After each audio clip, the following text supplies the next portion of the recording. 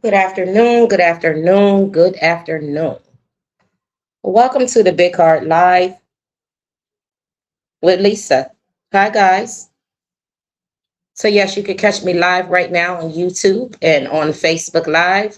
You can also catch me, like I said, live on YouTube. Just go to YouTube, my YouTube page. I'm there. So, this morning and afternoon, I gave it some deep thought. I decided that I would come on and share my political views and, what I do as a community health worker, certified community outreach and everything. And so, I'm going to just give you some example and share some political views. And you guys could take some of the advice and use it. And if there's some things that you can't use, may the Most High remove it. But I'll give you guys a chance to tune in. In the meantime, I'm going to go ahead and begin my presentation. First of all, I want to start off with saying the Most High God makes no mistakes. The God of my understanding makes no mistakes. So with that being said, I'm going to go ahead and share with you just a brief moment. It's a statement of faith that I want to give you and a community reflection. But firstly, allow me to introduce myself again. I am Minister Dr. Glenn. You guys know me affectionately as Lisa Glenn. I'm Els, I'm Auntie, I'm Mommy, I'm all of these things. But this morning, I want you to know that I'm coming to you as just Dr. Lisa. I just wanted to say hi to you guys. And I wanted to let you know that I'm coming to you today with the Omnic Incorporated Healing Roots Initiative and as a community health worker and public service facilitator. Today, I am addressing to the city officials, city council, and I don't mind this being on public record because I don't mind coming forward and sharing my ideas, thoughts, and aspirations. So to city officials, city council, and public record, I am Miss Lisa Glenn, community health worker certified by trade through the Pennsylvania State Board. I am also a social worker following the standards of Department of Human Services. And this afternoon, I am coming to you as a self-introduction for a public service role that I put myself in. My role and capacity. Yes, I am a certified community health worker and public service facilitator serving today in a neutral, non-binding advisory capacity, supporting a lawful governance, stability, fiscal responsibility, and public trust across municipal operations. My scope of responsibility is that my role is not to take any sides, assign fault, render any legal judgment, or replace any legal counsel, but I am here to offer a process-based support and results-oriented solution that reduce community and institutional harm. Now, community health and systems perspective. From my point of view as a community health worker, I address system level harm. I address community stress, institutional conflict, promote preventative and non-litigation approaches to strengthen public well-being and community resilience. So in other words, in my capacity as a non-certified, non-binding community arbitrator, Judge at Hearts, Judge Glenn, I may present balanced resolution frameworks, ask accountability, and process questions and provide recommendations without adjudicative authority. So I'm not here saying I'm a lawyer, I'm legal. I'm here non-binding. You go back and listen to the introduction. I'm going to keep going. And again, good afternoon. Inclusivity. I represent a citywide neutral perspective, a countywide and a statewide neutral perspective, including elected officials, staff, and constituents without excluding or favoring any parties. Again, I represent a city and statewide neutral perspective, including elected officials, staff, and constituents without excluding or favoring any particular party. My work, specifically my work, centers on solutions that benefit the community as a whole. Now, my fiscal stewardship. As a matter of public resource stewardship, it is appropriate to consider the financial implications of disputes involving public officials and how such matters may ultimately affect public resources and taxpayers. Yes, that's up to me to come to you and bring it to your attention. It's called fiscal stewardship. So as a matter of a public resource stewardship, it is my appropriate responsibility to consider the financial implications of disputes involving public officials and how such matters may ultimately affect us as a public resource and as taxpayers. Now, my public focused mission, my interest is not to and not in who prevails in the court matters of the city council and the city itself, but in ensuring disputes are addressed in ways that preserve public resources, reduce escalation, and maintain public confidence. Number 8, as a standing community resource, I'm gonna give a statement. I'm making myself available as a standing resource to support the city and state in promoting effective government. Basically, I'm making myself available to help support the city in promoting effective governance, collaboration, and transparent decision-making. My role is designed to provide continuity, neutral guidance, and solution-based facilitation whenever intergovernmental and community challenges arise. So again, I am Minister Dr. Lisa Glenn, community health worker certified, and a public service facilitator. Today, I'm coming as a community dispute resolution advocate, non-binding. Now, moving forward, I'm going to share with you guys a statement of faith. My statement of faith is from me to the city and the state of Pennsylvania, the city of Harrisburg, and those of you that are tuned in listening. I'll go back to a point in case a little bit later, but what I'm not doing this morning is rushing my dialogue. I'm going to keep going. There will be some room for you guys to comment, but right now I would like for you to just allow me to give you my statement of faith and my community reflection before we go into the matters at hand. Those of you that missed the introduction, feel free to go back and look at where we began. In conclusion, from me, Minister Dr. Lisa Glenn, I am the founder, owner, and CEO of the Omnic Incorporated and LG Hands of Care Healing Roots Initiative. To the residents and my community members, as a servant of faith and a member of this community and the state, I want to take a moment and speak from the heart during a time that many feel is clouded by tension, disagreement, and public strain within our city's leadership. While I do not control the actions of elected officials or the institutions, I feel that it is very important as a minister, a community advocate, and a servant leader to acknowledge the frustration, concern, and uncertainty that the residents may be experiencing right at this time. For any strain that the public conflict may place on our community, our civic responsibility, and our trust in leadership, I extend a sincere expression of compassion and concern to the people of our city. Yes, moments like this remind us that the importance of wisdom when choosing our leaders. Voting is not simply a civic duty. It is a sacred responsibility. It requires discernment, awareness, and a commitment to understanding that character, integrity, intentions of those who seek to serve the public. In other words, it requires you to embrace the discernment, the awareness, and the commitment to understanding the character, the integrity, and the intentions of those who seek to serve the public. Now, during these times of discord, we must resist division and remain rooted in resilience, unity, and faith. Come on. Communities grow stronger, not through conflict, but through cooperation, accountability, and mutual respect.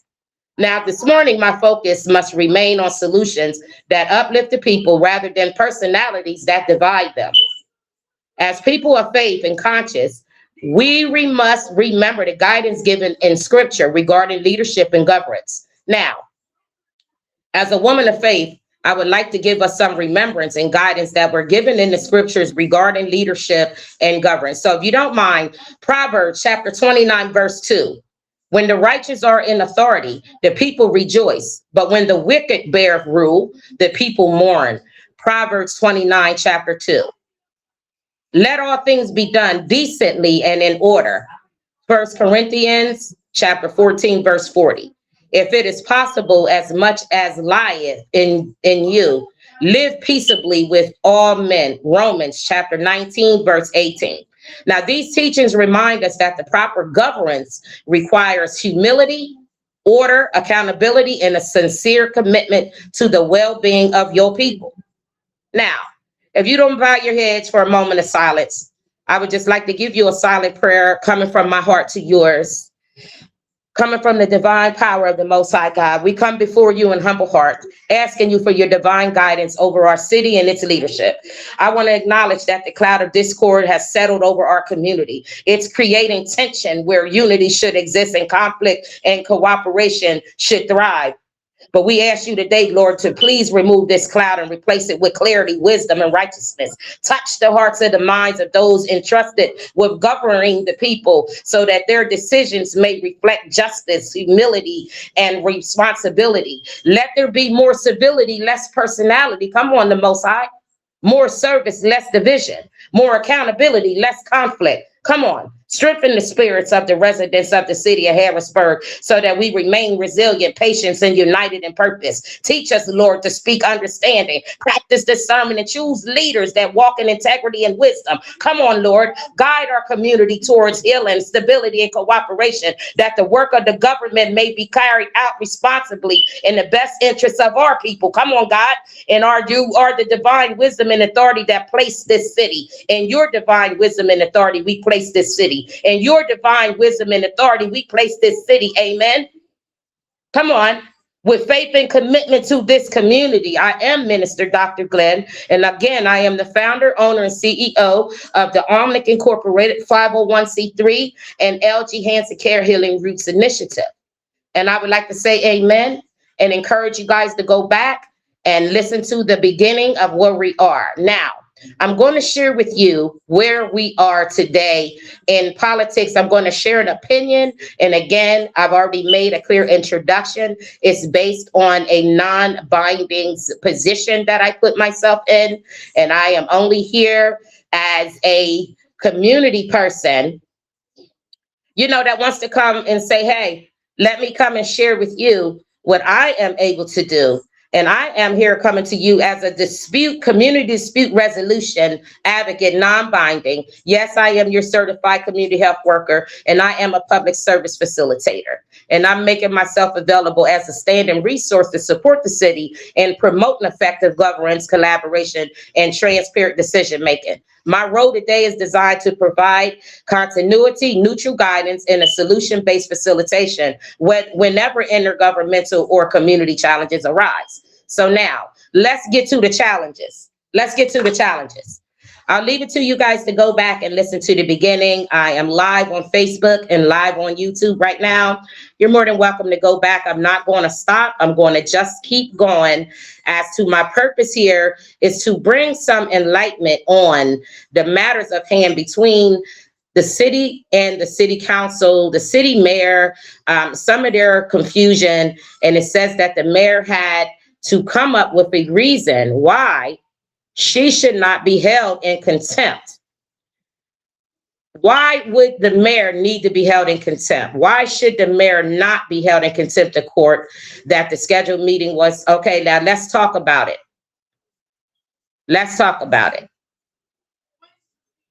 When they said they wanted to schedule the mayor and have her held in contempt of court, that the scheduled meeting was disrupted by, guess how the scheduled meeting was disrupted, y'all? By filing the contempt motion itself. See, when they filed the motion of contempt itself, it created a legal complication that prevented the meeting from taking place as planned in the beginning. So now, I'm going to give you the one possible reason, and I'm going to elaborate on it. Then I'm going to give you my argument as to why I'm saying this. Now, just hear me out. There is possibly one reason why the mayor should not be held in contempt of court, and that scheduled meeting was disrupted by the filing of the contempt motion itself, which created a legal complication that prevented the meeting from taking place as planned. So now let me give you my defense argument. My defense argument is Mayor Wanda never and did not intentionally violate no court order. A meeting was in fact planned for Friday afternoon and was confirmed by the city spokeswoman, Michelle Moyer. The situation changed when the contempt motion was filed, which interfered in the ability to proceed normally. Because contempt requires, now pay attention, Mayor Williams, hear me out. Contempt of court, contempt requires willful and deliberate disobedience of a court order. The disruption caused by new legal action means the failure to hold the meeting was not intentionally defiance. Okay? So in simple terms, my mayor, and I'm arguing with you, but I'm gonna stand behind you, Miss Mayor, and I'm telling you that there was no willful refusal to comply with the court order, and the circumstances surrounding the contempt motion made it impractical and impossible to proceed with the meeting as it was originally planned. Because I'm gonna go back and tell you why. Because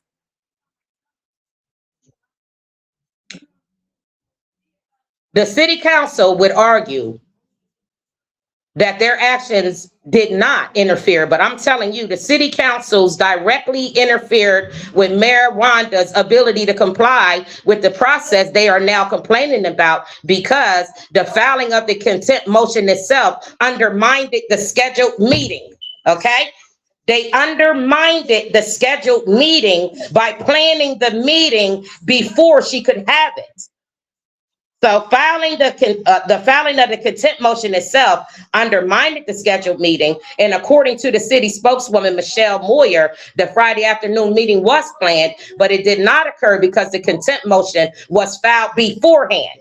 Now, if it's filed beforehand, you self-sabotage and you tried to undermine the scheduled meeting. So therefore, she couldn't go no further. Now, if the council filed the motion knowing that a meeting was already filed, and Michelle Moyer already told you that the city council filed the motion knowing that the meeting was already intentionally and already scheduled, it could suggest what it could suggest. That they intentionally created a legal disruption that prevented the meeting from taking place. Then use that resulting disruption as grounds to accuse the mayor of contempt. Now, come on. Now, my points that could support my own argument is this. The meeting was already scheduled. The meeting had already been scheduled. Number one. Number two, the council filed the contempt motion before the meeting occurred, introducing a legal conflict. Follow me, please. The motion then derailed the meeting, according to the city statement. And then after derailing the meeting, the council used the lack of the meeting as a basis for claiming contempt. Okay? Now, the argument that I would have for the council's actions created the very situation that they're now criticizing. This could be an interpretation of political maneuvering or sabotage rather than good faith attempt to resolve the issue, don't you think? Come on, let's talk about it. Let's talk about it. Let's talk about it. Let's talk about it. Now, my argument against holding Mayor Wanda R.D. Williams in contempt is as follows. Number one, I personally suspect a possible sabotage by the city council. Their actions appears to have been directly interfered with the mayor's ability to comply with the very process they are now complaining about. And I'm going to repeat this again. I suspect a possible sabotage by the city council, and their actions appear to have directly interfered with Mayor Wanda's ability to comply with the very process that they're now complaining about. The filing of the contempt order motion itself undermined the scheduled meeting. According to the city spokeswoman, Michelle Moyer, the Friday afternoon meeting was in fact planned, okay? But it did not occur. And why didn't it occur? Because the contempt motion was filed beforehand. Now, if the council filed the motion before, knowing that the meeting had already been scheduled, it strongly suggests that their actions created a legal disruption that prevented this meeting from taking place. Now, didn't it? And it don't take a rocket science to see that. And only then that disruption as the basis of accusing the mayor of contempt. Now you're accusing the mayor of contempt of court when you know that the meeting was scheduled, but before you could have the meeting, you planned it and you went and scheduled that contempt of court. So that undermined the scheduling of the meeting, correct? Okay, correct. So I'm gonna repeat this. If the council filed the motion, knowing that the meeting had already been scheduled, I'm gonna strongly suggest, I fucking said it, the city fucking council created a legal disruption that prevented the meeting from taking place. Only to turn around and then use that disruption as a basis for accusing Mayor Wanda of contempt. Y'all better pay attention. It's called political maneuvering, another word for bullying. And we all know that I'm here to bully the buddy. Now I'm gonna keep going. Now come on, I got some key points supporting my argument now. Number one, the meeting was already scheduled. The fucking city council president filed a contempt motion before the meeting could occur, introducing a legal conflict. Now, after the meeting was disrupted, the city council used the absence of that very meeting as a grounds to claim contempt. Now, this sequence of events indicates that the city council's actions created the very situation that they are now criticizing. And such conduct could be responsibly and reasonably interpreted as political maneuvering or sabotage. You know, when you see the president, Daniel Bowers thinks everything's funny. But I believe now that you are creating a very situation that you are criticizing. And this is the such conduct is reasonably easy for an intelligent bitch like myself to interpret it as political maneuvering. So you're bullying the mayor and you're doing it in front of the city officials. Now talk about it. Because I'm going to take you to the Pennsylvania Board of Ethics. Now, I'm going to read the letter that I'm going to send the Pennsylvania Commission of Ethics to you, City Council woman. Listen. Now, shut the fuck up and listen, Danielle. The reason the mayor should not the fuck be held in contempt is because contempt of court requires willful and deliberate disobedience of a court order. But now in this situation, the mayor did not intentionally violate the court's orders. A meeting was planned the fuck for Friday afternoon, as confirmed by city Michelle Moyer, which is the city spokeswoman.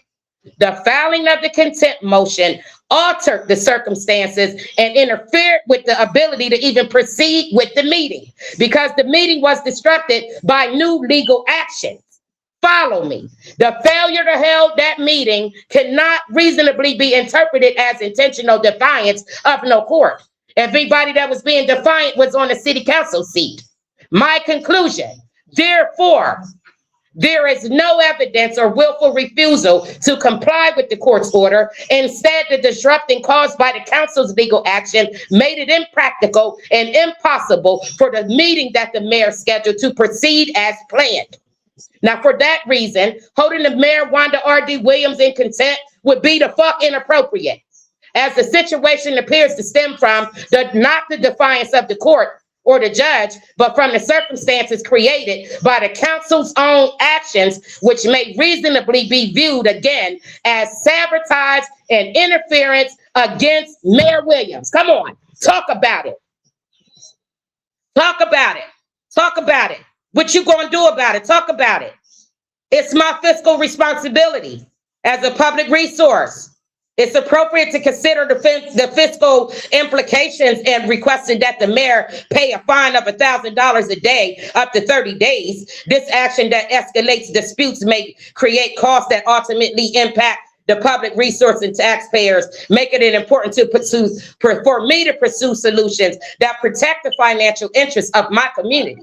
So y'all can sit there and go along with that bullshit if you want to, but I'm here to tell you for the last thing, I am a community health worker certified. I am a certified public service facilitator, and I'm servicing in a neutral, non-binding advisory capacity, support law, governance, stability, and financial stability, and public trust across municipal thing. I'm not here placing blame, but I'm here to let you motherfuckers know it is because of the actions of the city council.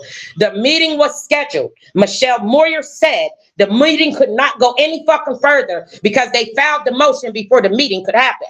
That created another legal problem, okay? So now, Wanda Williams, you are not in contempt. It takes a special behavior, and I'm going to give you the behavior.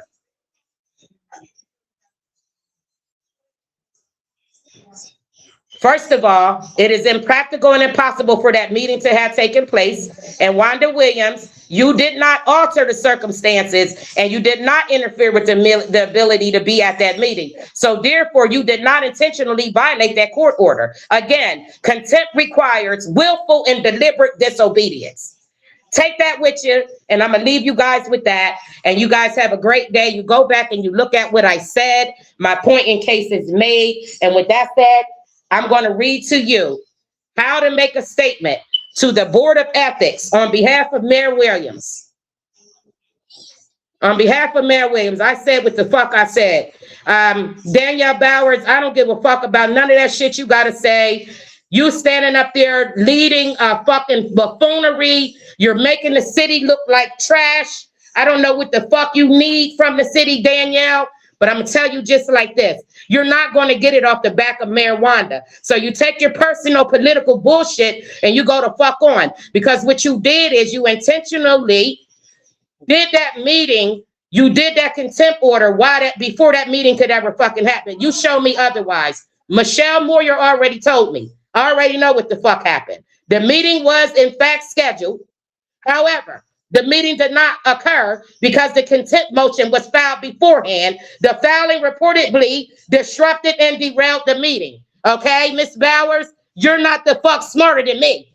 Now I'm telling you, back the fuck off before I report you to the Pennsylvania Commission of Ethics, bitch.